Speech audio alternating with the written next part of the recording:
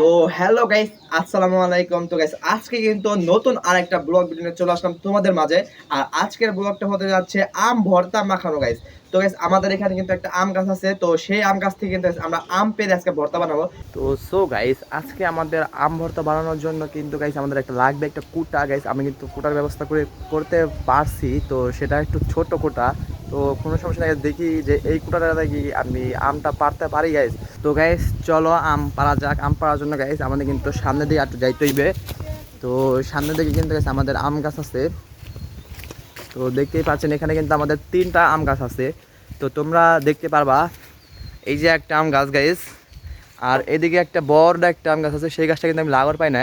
আর এদিকে একটা ছোট্ট একটা আম গাছ আছে। তো গাইস আমরা কিন্তু পারবো এই বড় আম গাছ থেকে। তো গাইস চলেন এবার আম পাড়া যাক।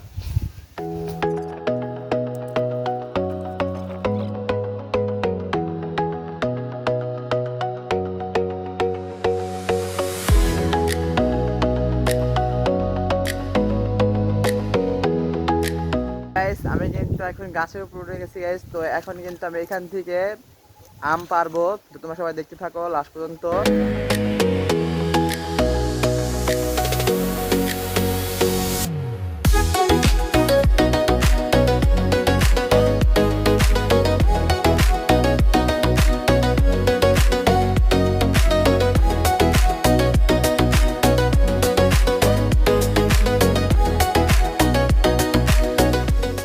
সো গাইস আমি কিন্তু এখন আম নিয়ে চলে যাচ্ছি আমার বাসার দিকে। তো গাইস আমি কিন্তু আমগুলো ভালো করে ধুয়ে নেই। এবার আমি আমগুলোকে একটু ভালো করে ছুলে নেই। আর এরপরে কিন্তু আমি আম মাখানো শুরু করে দিব।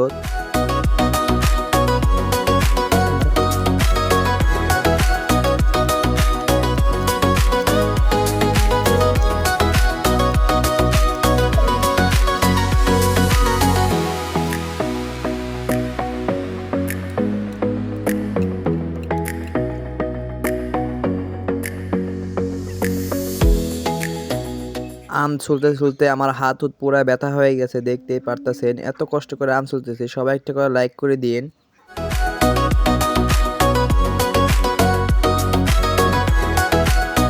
সো গাইস আমি আগে লবণ আর এবং কি চিনি নিয়ে এসেছি গাইস। আমি কিন্তু আগে লবণ আর চিনি দিয়ে মাখাবো।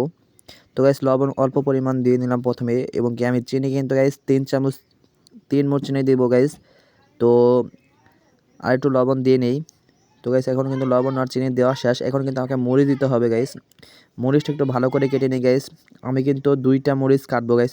আমরা বেশি ঝাল খাইতে পারি না, তো এই জন্য 2টা মরিচই কাটবো।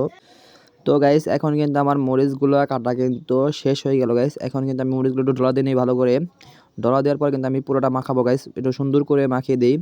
তো আমার বোনে কিন্তু আর একটু মরিচের ফাঁকি নিয়েছি গাইস। মরিচের ফাঁকি দিয়ে কিন্তু গাইস মাখালে আরও মজা লাগবে, আর এবং কি টেস্টও হবে গাইস। তো আমি একটু মরিচের ফাঁকি দিয়ে আর একটু বেশি করে দিয়ে নিলাম। তো এখন কিন্তু গাইস মরিচের ফাঁকি দিয়ে কিন্তু আমি মাখাই ফেলতেছি। তো গাইস আমি মাখাতে মাখাতে তোমরা যারা যারা এখন তো আমার এই ভিডিওটাতে লাইক করো না গাইস, সাবস্ক্রাইব করো নাই, সবাই একটা করে লাইক আর সাবস্ক্রাইব করে দিও গাইস। তো গাইস আমি কিন্তু এখন একটু দাম চেখে দেখবো যে আমার এই মাখাটা কীরকম হয়েছে। আর গাইস এরপরে তোমরা কী ধরনের মাখা দেখতে চাও সেটা একটু কমেন্ট করো। তো গাইস আমি একটু চেক করে দেখি। ওফ সেই গাইস, মানে সেই কড়া আর একটু চুকা গাইস, চুকার জন্য কিন্তু ভালো লাগতেছে। তো গাইস তোমরা এরপরে কী ধরনের ভিডিও দেখতে চাও সেটা একটু কমেন্ট করে বইলো।